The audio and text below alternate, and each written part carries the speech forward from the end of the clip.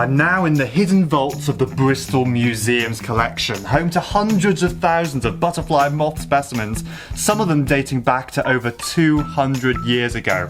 And I'm here to meet PhD student Callum McLellan. Hello Callum, how's it going? Yeah, not too bad, thanks. Do you mind if we stand up there, please? Yeah, why not, why not? Now, if I'm not much mistaken, you study not the butterfly adults themselves, but their larval forms, in other words, the caterpillars. Do you want to explain why they're of particular interest to you? Yeah, that's right. A lot of the time, I think the adult butterflies get all of the attention, which I think is a real shame because the caterpillars are absolutely fascinating. Now, caterpillars come in a wide array of really weird and wonderful behaviours, and also a huge variety of forms.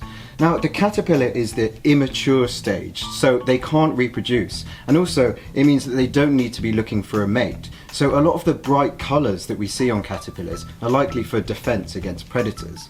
And now one of the traits that I'm particularly interested in is their social behaviour.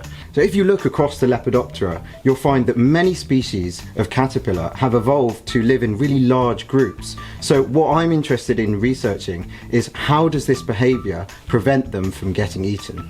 That's really, really interesting stuff, because when I think of caterpillars, I think of them as quite green, brown, basically using camouflage to hide in plain sight from predators. So the fact that many have evolved to group together and therefore appear more conspicuous seems a bit strange if you're trying to avoid being attacked. Do you have any ideas on how and why that may have evolved? Yeah, absolutely. If you'll follow me, I'll explain on the way.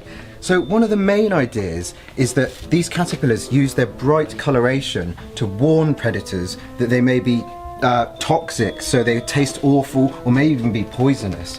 So if you look across the animal kingdom, a lot of toxic species have evolved this bright warning coloration to warn predators not to eat them. So one of the ideas with the caterpillars is that by grouping together they can actually enhance the warning signal that they're putting out, so they make them more aversive to predators. Now, what we have here is an example of something much more simple going on. So this is known as the dilution effect. And what this basically is safety in numbers. So if you have a group of caterpillars that are toxic and a predator comes along and eats one, so if you have a taste of one of these, and it finds... Disgusting! Exactly! And so now these caterpillars are much less likely to be eaten themselves. That's great. So what does your research involve on a day-to-day basis then? Well, so far my work has taken a comparative approach. So by looking at over 100 different butterfly species and the traits that their larvae have evolved, I'm able to look at which traits, such as warning coloration, are more likely to result in grouping behaviour evolving. I'm also complementing this with work out in the field. So I've been using these fake caterpillars, but real predators, to test whether grouping behaviour and these other traits help these caterpillars to survive.